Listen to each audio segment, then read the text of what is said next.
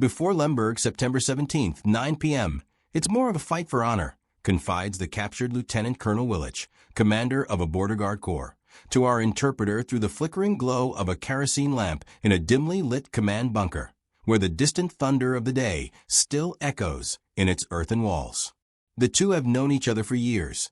Their paths first crossed during the 1938 Olympic Winter Games on the snow-covered slopes of Zakopane, where shared toasts over mulled wine bridged the boundaries of rivalry.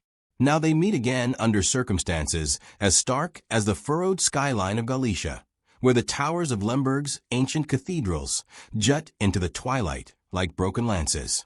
Willich, a wiry Pole with a bayonet-sharp trimmed mustache and eyes shadowed by the impending solar eclipse, organized the Polish team for the grand spectacle in Berlin and knows Germany well, from the boisterous camaraderie in the beer halls to the disciplined rhythm of the drill grounds. From the era of German instructors who taught him Teutonic warfare and Clausewitz's calculated conflict calculus in the fresh air of the Potsdam parade ground. He recounts this to us with weary openness and acknowledges the absolute superiority and effectiveness of our weapons, the relentless chatter of our MG-34, the howl of the Howitzers, that have reduced Polish resistance to a relic. In the whispers of Warsaw, he had warned his superiors that the Polish army was too weak to withstand the wrath of the fatherland. One cannot win a campaign with a heart alone, he laments in a velvety rasp, honed by too many midnight staff briefings. He sees Poland's end engraved in the glow of Lemberg's looming final battle, the last flicker of a faltering flame, and he can do nothing but proclaim dignified resistance. He declares that Lemberg will be the swan song in the saga of the Polish army.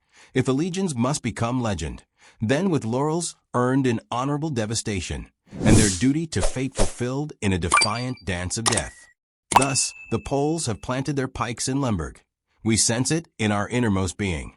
The war has grown wild and furious, a whirlwind of hissing shrapnel and screaming wounded, our howitzers ready to intone the ultimate requiem for the enemy's audacity. We will shower the Polish army with all our deadly generosity, swears our Major General R. before the assault, his forward canopy strewn with maps a microcosm of meticulous menace. Perhaps they will fire tomorrow, but not the day after, their barrels empty as their bravery. The enemy has obviously entrenched his artillery with the tenacity of a cornered badger. Our headquarters remains the prey of his hound, a hated beehive in the crosshairs of his howitzer. In the afternoon, shells whistle suspiciously close, their whine lashing the wind like vengeful vipers, but they veer just short of the scarred spine of the road. Should our division's staffs withdraw to the right and left flanks like voles before a viper? We spy no refuge in the ruined suburbs where skeletal facades gape like graves. A retreat would throw our resolve out of rhythm, even if tactically clean, opines Major General R., who has woven his fate into the angry fabric of the battle. The decision: we dig in defiantly. That is our extraordinary soldierly devoir, an intrepid declaration amid the dust devils of doubt. A squadron of Junkers Ju-52s, those armored iron Annies with their corrugated wings whispering like wind through wheat, lumbered low yesterday afternoon, their shadows slithering over the steppe like snakes in the sun. They plunged in precision dives and spat out parachute supply canisters. 80 in total, olive green orbs blooming like bizarre flowers, onto the meadow just meters from our makeshift mess area, their silk shrouds settling gently like snowfall. With growing unease and meager meals that mock our marrow, this aerial alms averts the pain of privation. We hoard cigarettes conjured from the clouds, contraband that offers solace in the tight grip of the canteen. The red sun sinks deep behind the hazy rim of the horizon, a violet vault of clouds arching toward the seething, sulphurous glow of the Galician evening sky, squeezed from a painter's palette of pains. We see not just a nebulous halo, but also poisonous smoke plumes rising from the cauldron of Grotequistniks, where a bitter ballet of bayonets has bloodied the birches for 3 relentless days. Our Munich division drives the scattered remnants of a Polish division before it like chaff before the Finch, after the Poles had thrashed an SS rifleman amid Jaworzno's jagged pines, and the fractal edges of the forests offer the enemy a furtive foxhole to reform with ragged resolve. The monumental efforts of our mountain division at Grodek and Debrostyny have worn their forces down like a scythe through stubble. Our bombers, those black-winged death fairies of the Blitz, perform their devilish duty, disrupting the enemy's exodus, while the Poles veered dangerously toward the tangled thicket at Yanogorny. Our encirclement efforts are succeeding, our elan unshakable. Yet the toll of our elan is engraved in the vital force of the lost. The division staff mourns, among others, Lieutenant Frobenius, that ink-stained chronicler of the Munich morning editions, who fell at Debrostany's dusty crossroads. Lieutenant von Weissenbeck rides wounded, his injuries a weeping testament. "I have a special mission, Lieutenant Rabinius," he confided yesterday evening in the yellow lamplight, his voice vibrating with the authority of an official. "I'm thrilled. I've hesitated too long." At 1 a.m., he stormed forward with his vanguard to Debrostany, his cheerful joviality a bulwark against desolation. A shrapnel splinter tore his steel helmet like a scythe through stubble. He died in the arms of a panzer grenadier, as his father had in 1914 on the fields of Flanders, where poppies now paint the pain. 3 company commanders fell yesterday in Halasco's enchanted hollows. The direct kiss of a mortar's malignant moss shredded our utterly overburdened field station, a charnel house of the charitable. It is the farewell voyage of a vendetta we call Schinderberg, a gruesome wreath of glory, Schinderberg, the Austrian name for a former troop training ground in Lemberg, today a necropolis of noble necessity, where Polish Poland and the bitterly contested Jewish necropolis nearby are pantheons of valor for our Bavarian mountain troops. They advanced starved on forays. Poles battered them across the eternal parade ground. The anvil of enemy artillery enclosed them like shadows in a tomb. What recalls the tender tyrannies of the training ground, an exhausting two-front tango from the twilight of dawn to the despair of dusk. Our men rotted meagerly, yet they gathered mightily, inexorable as the Urals. One day it dawned on them, like doom, that they might be overwhelmed, but the next they had reached the nexus. The beleaguered enemy attempts once more to break our relentless grip on Kuliko with a column of clanking tanks and armored vehicles. We have encircled him since September 12th. We hear that our own armored vehicles are a horse in Kuliko. Our tanks ready to pulverize Lemberg today. Our mountain division has informed the Poles in clear prose via radio that the Russians have fallen upon the Polish palisade. Prisoners whistle today.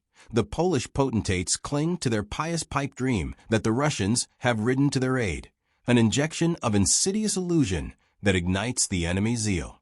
Polish lancers lash out in Berlin-Grunewald. Mussolini's illness is a myth. Revolution rages in the Reich. French looters furrow Siegfried's emblem at Saarbrücken. The purple fireball has sunk behind the wrinkled rim of the world.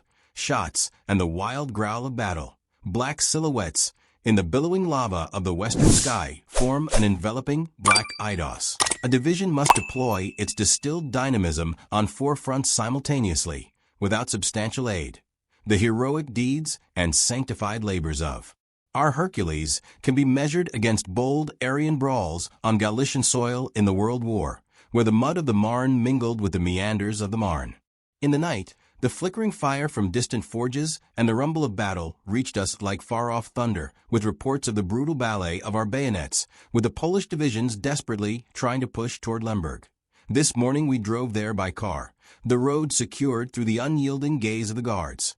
The pencil UTS and crest of our group reached Debrostany, 10 kilometers north of Grodek, and the forest was transferred to Jano, from where the Munich division marched to Lemberg's looming border.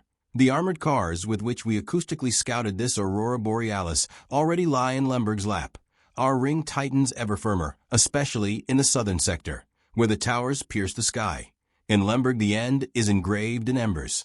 The decree to the marrow: completely encircle the city, a blockade of concrete and courage. We spy traces of the Poles' steep retreat on the road to Grodek. The wild kiss of a shell had kissed a field kitchen into a road crevice.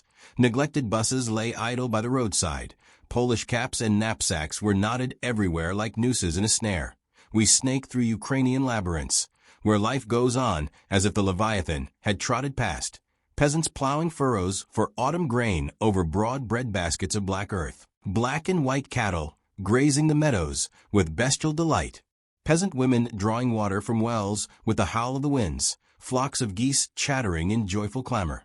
Refreshing zephyrs bubbling from the fresh mantle of morning. Leafy groves taking shape in the light of linden leaves. The sun flirts with the glittering autumn, dew like a lover with lace. The wondrous sky, in its green vigor, a living vignette against the poverty of its people. A paradox captured in the palette of the Podolian plain. A shot-up Polish tank juts from a portal to Grodek. Anti-tank guns have amputated its turret like a tumor. A masonry bulwark broader than a barn has been felled across the thoroughfare. Did the fleeing enemy imagine a few hundred meters behind it they could thwart their pursuers with such futile folly? An advancing combat convoy clogs the green space of Grodek. The Ukrainian flag waves from the town hall roof like a small wave on the Rava.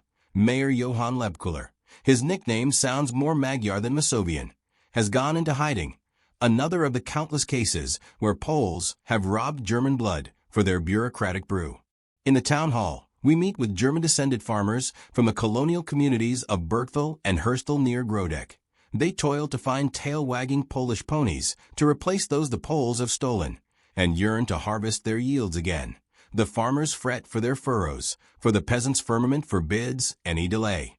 Our troops stream through the town, tasked to advance. Yet necessity forces them to form a rear guard behind the rear guard. The rabble forges mischief, plundering the quarters of the Polish Polacks like magpies a refuse heap. The rummaged rooms resemble breached beehives. The air filled with the stench of mothballs and chaos. Children, old women, old codgers. Youths and ancients rummage through clothing in joyful excitement. A man appears with a patched moccasin, an old woman with woolen she. Whereas like widows' weeds, they might vanish with ammunition too. German guards prod the horde from the grotto, yet the needy, eyeing their illicitly acquired bars, ignore the curses. Sentries crack warning shots at the ceiling, crack, and that quiets the naysayers. A Ukrainian gentleman, whose German gutturals stem from the grinding drudgery of the First World War, armored in the imperial and royal cayuke, enlightens us with piercing pathos about his plight and his people's purgatory. The people waited with bated breath for an upswing. The Polish conscription was a catastrophe, a corvée of cruelty. I was a metal turner in Lemberg's locomotive depot, drafted in May with legions of my lowland brothers. The Poles tax our farmers to their toenails, far beyond the tender fruits of the furrow, but no Ukrainian voices himself in the ugly usurpation of the Ostava. We are embittered toward Warsaw's wasp whip. The Poles poach our intelligentsia and hold them for fools, incapable of wrath. Of course, we Ukrainians harbor no gloom over the pacification of 1924, as the 14th Ulan Ulan in Lemberg scourged our workers. Here we are again, the German garrison a gift from heaven, a storm from the west. The hatred that arose with the arrogant Polish proclamation of our supposed parity then developed into a flood of humiliation. Ukrainian national indignation, a naphtha blaze from nationalist nectar and searing social malice, which the Poles in these past perilous days have groped hand in hand with the hand that holds the mattock. Kurjo is a Ukrainian market mecca with a colorful bustle on the broad bazaar. The local women are clad in bright vests and colorful veils and are drawn to witness the whirlwind of the Wehrmacht. Along our main artery, arms are raised in applause. Occasionally we encounter a Polish plantation owner who demonstratively withholds his wave, yet many of these repatriating farmers reckoned they would reap scant aid as refugees. We meet a group of 30 gentlemen aged 20 to 60, all Poles conscripted from a plow. Whither wanderers? Nad domem homeward. Where do you dwell? Krasno, Polish Polak Palisade. What have the Warsaw warlords written? They sent us back. Sighs one like an exhausted stallion. What is your trade? Farmer. But I have no horse. The Poles stole it. We share our meager spoils with a half-hearted horde that cheers us on for alms. For them the fight is over, their faces marked by weariness. They don't look as if they lust to attack from behind. The farmer yearns for the return of his filly. My bucket of bolts must bellow another 30 kilometers. It bucks and bucks like a wild horse. We must flog it hard so the overheated colossus can cool its coils. En route amid a marching throng, it gives up with a pathetic plop, the whole band halted by a piston's petulance. Our brows are red from the vexing frost. The stubborn relic yields during a brief respite. It drags us with growling elan through the hellish haze of the highway. Yet in Sambor we see the cheerful sigh of sunset, Lemberg West. Looms like a leviathan in the lavender light. September 13th, 6:30 a.m., Where's the Mountain Division? We ask a military policeman in the night of September 12th in Sambor. His field gray uniform is frayed at the edges, his face furrowed by the ire of the border. He bothers to trace the thoroughfare with his trench-weary thumb. They set out hours ago on the road and roll toward Lemberg like Wotan's wrath. Man, it's not possible, Joel. Our troops are already at Lemberg's reverse. We arrived a few minutes too late, a belated tick of the cruel clock hand. We must catch up like racers in a pursuit. Does another journey into the unknown await us? Like the Odysseys of yore? We see a battalion leader riding like a border baron on his bay, saber swinging at his side. Do you know, Lieutenant, where I find the pursuit group of the Mountain Division? They're long gone. They set out for Lemberg this afternoon at 3:30 p.m., thundering through the thunderheads. Is the road to Lemberg sound? I daren't guess. Join a column. Don't venture alone into the darkness where wolves lurk in the woods. Where find a marching throng. Where gallops a column. Your vehicles are scattered around Sambor. The infantry will bivouac here overnight and bed down in the sparse barracks. It is already as black as Egypt. How far to Lemberg? 69 kilometers on the proud post du Lau, with the asthmatic car that might give up the ghost at any moment. We can't risk the relic. So we climb into the personnel carrier that purrs in the photographer's presence. We prepare, conceal our unease. We can't delay our sprint to Lemberg. We are thirsty, burning like firebrands in a smith's blaze. First a bar beckons, its bulging windows beaming like beacons. The barkeep, a burly brute with brows like brooms, is busy with unctuous urgency. Chime. Howitzer. Probably Howitzer fancies himself the slyest fox in the whole stall. He hauls his ancient hooch and preaches on the horns of economic riddles, hoping our hegemony secures a stock of hard-to-get hops from the hooch joint. Chime's kitchen companion whines to the slinking host to hurry. Then maybe we can snag some Jewish junk, dear God. Nearby, the nicotinic nabob Feeble-Broner, a fidgety fellow with a fidgety beard, angles for guilders. We'd bait our weekend fishing with zlotys, but he haggles for marks. Yeah, the boys dug a beagle's snout for our gold. The crush in the murky passageways torments us. Where is an upright man we can hold high with a stern gaze? This God-forsaken ghetto is crammed with Jews of poisonous fog. Nothing noble can arise in such a nest, a vile lacquer on the veldt, every trace of virtue, valor, and elan evaporated in the miasma of vice. Yet the last lingering light of a racially refined Poland pulses. Nakupiazada, we note on the house facade, don't buy from Jews, has haunted here for months, soy de suego. Everyone should buy from their own. We found no hurdles observed in Tarnow. Now a red-headed rogue jeers at us. They'll be more German than Polish thundering. We conduct a miniature muster on the market square and parley with the lead youth we meet. He replies in nimble Alemannic, "What is your nomenclature?" Eduard Schwartz. Is your father a Teuton? No, but my grandparents immigrated from Germany. I believe we have the choice. We can quarter our cadre in Tarnow, amid the Jewish tangle, or 3 kilometers away in Prince Sangusko's castle in Gumniska. We opt for the opulent oasis and breathe the balm of a summer evening on the enchanting emerald rise that embraces the castle park like a lover's arms, the air filled with nightingale's song and the nectar of night-blooming Nicotiana. The prince has decamped with his delicate air from his estate to another ancestral plot near the Nemetskaya border. Only his matriarch, a youthful countess with eyes like enameled emeralds, and her husband, Count Soundo, a stoic Silesian with a saber scar on his silver cheek, linger in the high loggia. In a grand gallery and adjoining gallery, adorned with grandiose genealogical ghosts, portraits in wig splendor and powdered periwigs, we witness the shot of the Polish patrician weave, the Slakta saga. It swelled in the serfdom of Vienna's velvet vice and basked in the Baroque gleam of Habsburg heraldry. A portrait of the Austrian Empress Maria Theresa, her Habsburg haughtiness clad in Habsburg colors, hangs at the foot of the stairs like a guardian of sovereignty. Dozens of exquisite depictions of ladies whispering of past bacchanals of the bedchamber and the bewitching ballet of the Baroque, where minuets masked the machinations of the mighty.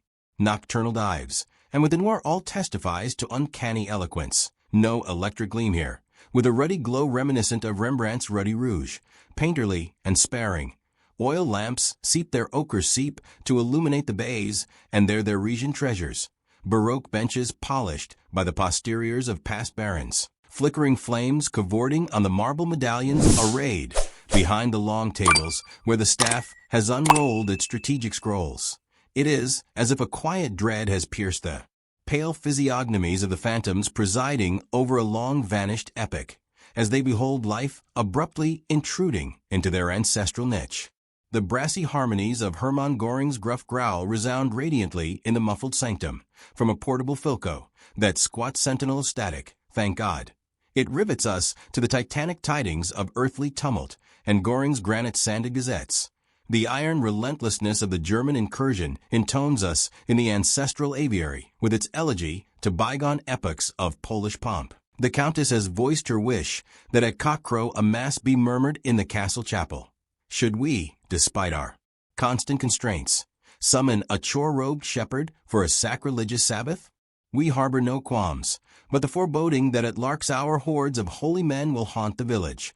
The Countess queries our motorcycle lackey if we are Catholics, whether we wish to witness the miracle of the host. The Countess feigns courtesy, but a true fortifier for the Teutonic, the strength of a soldier in these heavy storms is forged solely in his own smithy, in the furnace of his fortitude. The Countess cannot fulfill this creed. Krosno, September 11th, midnight. An army decree electrifies the ether. We must dash to Krosno with all force to rendezvous with the Oracle of High Command and absorb further imperatives. Perhaps we will be dispatched forthwith to Przeworsk's Prism or even Lemberg's Leviathan, a mountain division of which we hear is racing hither on 7-league boots. Good Lord, what a stormy gallop! As scribblers, we have relished the sprint from a starting gun.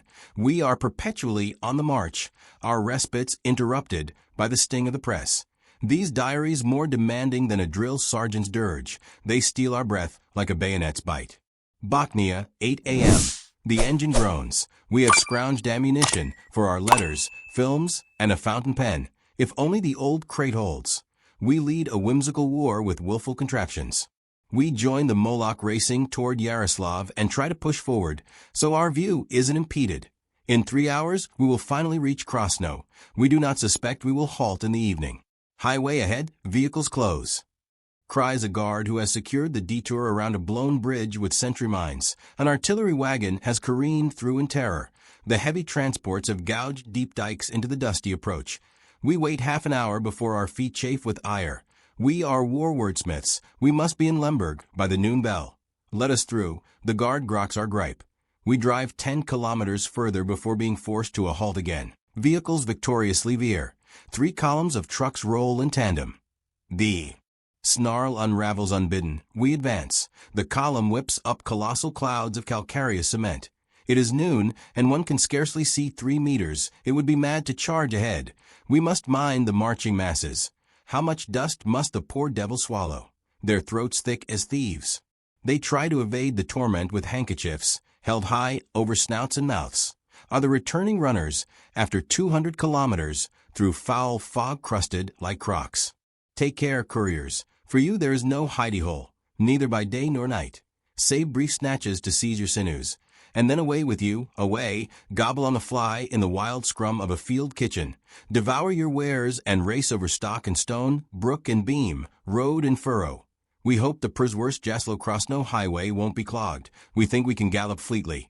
But at Jaslo a bridge has gone up in flames. We must meander. We drive 30 kilometers, nearly on fumes. We have reaped no more spirits. We can count our blessings if we snare a gasoline geyser. We detour via Koprzyvnica, Villa Pol, Freistadt, along the wistful wander of the Whistler to Krosno. We regret not our route's ramble.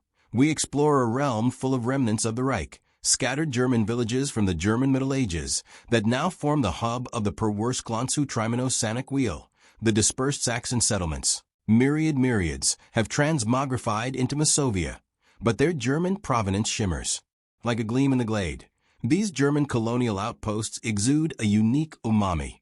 Polish peasant louts yearn to dub them Guxi, Max Schwaben, and Lutherana, without admitting they are Polish papist and papal.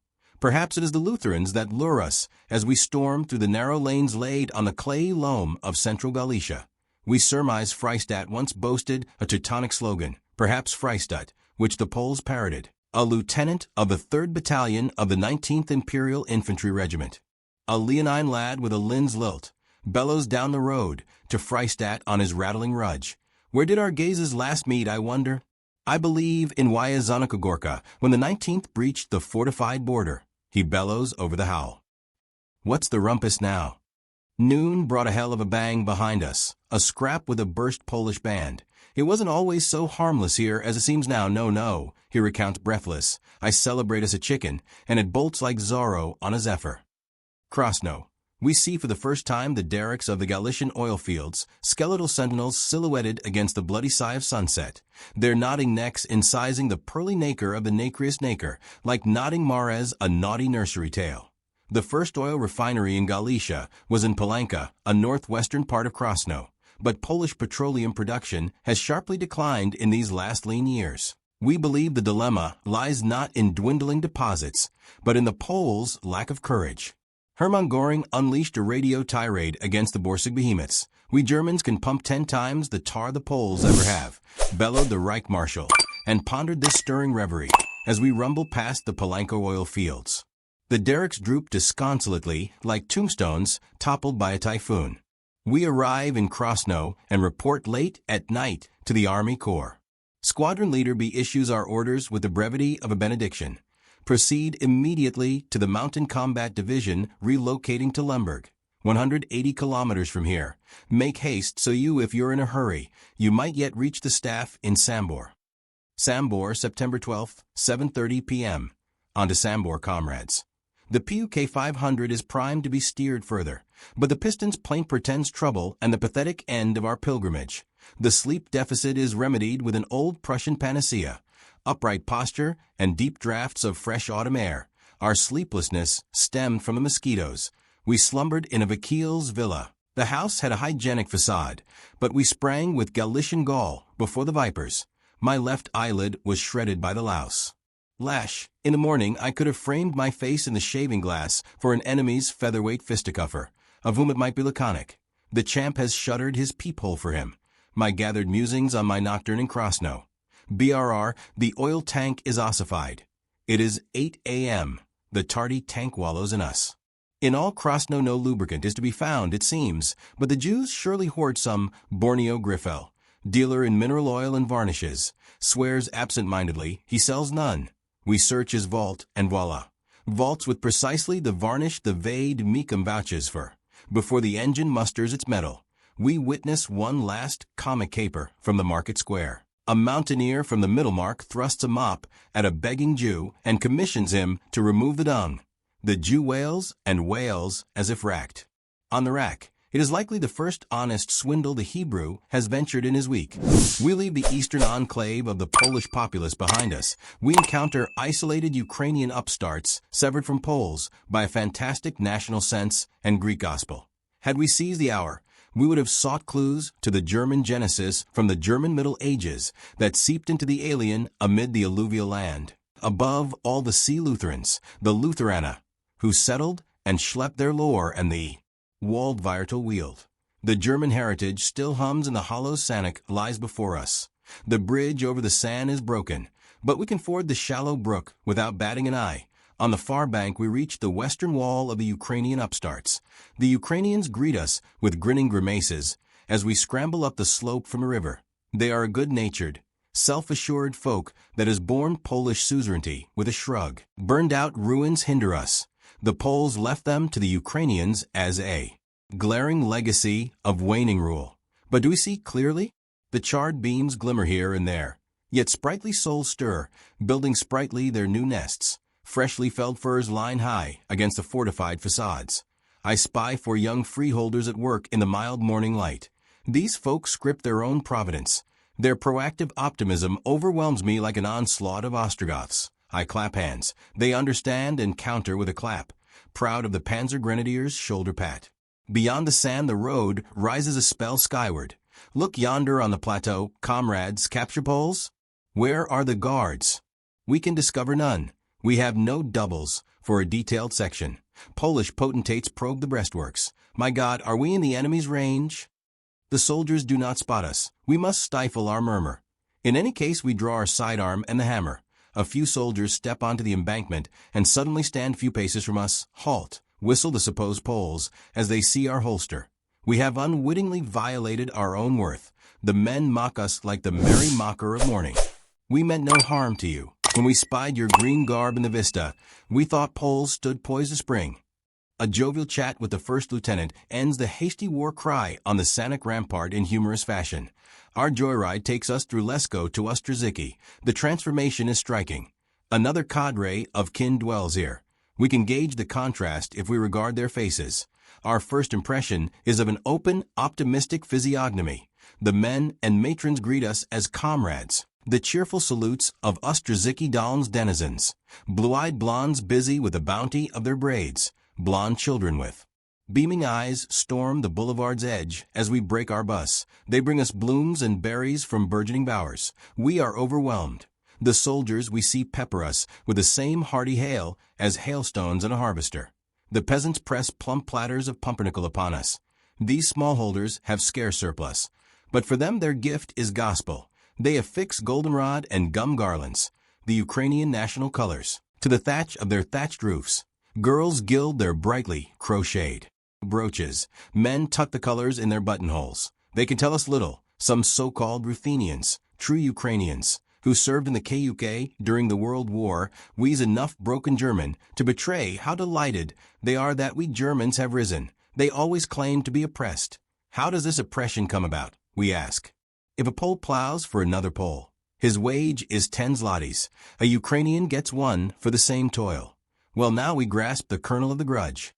One side of the Polish-Ukrainian antagonism is the antipathy that arose with the arrogant Polish proclamation of our supposed parity and then turned into a flood of humiliation. Ukrainian national indignation, a naphtha blaze from nationalist nectar that sears the social wound the Poles, in these past perilous days, have groped hand in hand with the hand that holds the halberd. Kurjo is a Ukrainian market mecca, with a colorful throng of multitudes milling on the broad bazaar under the broad-brimmed hats of the burghers. The local women's embroidered noses clad in bright vests and colorful veils of velvet and velour. The ladies drawn to witness the stormy waltz of the Wehrmacht on the broad wagon way. Along our artery arms are raised in jubilation like a forest of festive firs. Now and then we encounter a Polish planter who demonstratively withholds his wave. His face, a furrow of furtive fear. Yet many of these repatriated farmers reckoned they would reap scant succor from their own as refugees.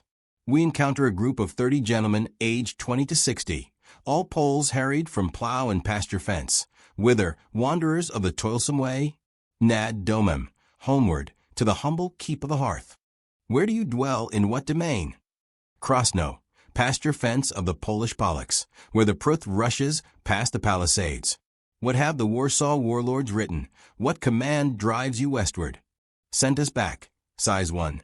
Sighs like an exhausted stallion after a steeplechase. What is your hobby, your craft? Farmer, but I have no horse. The Poles stole it from the paddock. We share our sparse spoils with a half-heavy horde that cheers us on with hollow-handed hunger for alms. For them the fight is over, their faces an expression of exhaustion, etched by the furrows from which they fled. They don't look as if they lust to attack from behind like lurkers in the linden, the farmer who yearns for the familiar whinny of his filly. My bucket of bolts must bellow another 30 kilometers through the encroaching dusk. It shies, bucks like a wild horse escaped from a wild horse breaker. We must flog it fiercely, so the overheated hulk can cool its windings in the night's chill. En route amid a marching multitude murmuring like the Meuse, it quits with the plaint of a pathetic poppet.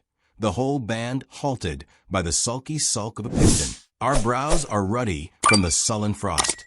The stubborn relic yields during an irregular respite of rust and regret. It drags us with growling elan through the hellish haze of the highway. The gears grind like grudge. But in Sambor we see the bloody sigh of sunset staining the church towers like spilled mass wine. Lemberg west looms like a leviathan in the lavender light of the reluctant dusk. Its domes overarched with the dome of destiny. September 13th, 6:30 a.m. Where's the mountain division? We ask a field policeman in the night of September 12th in Sambor. His field gray uniform is frayed at the edges by the restless fingers of the borderers. His face furrowed by the frost of border weariness. He bothers to trace the thoroughfare with his trench-weary thumb, scarred by the spade's malice. They set out hours ago on the road and roll toward Lemberg like Wotan's wrath on winged wolves. Man, it's not possible, Joel.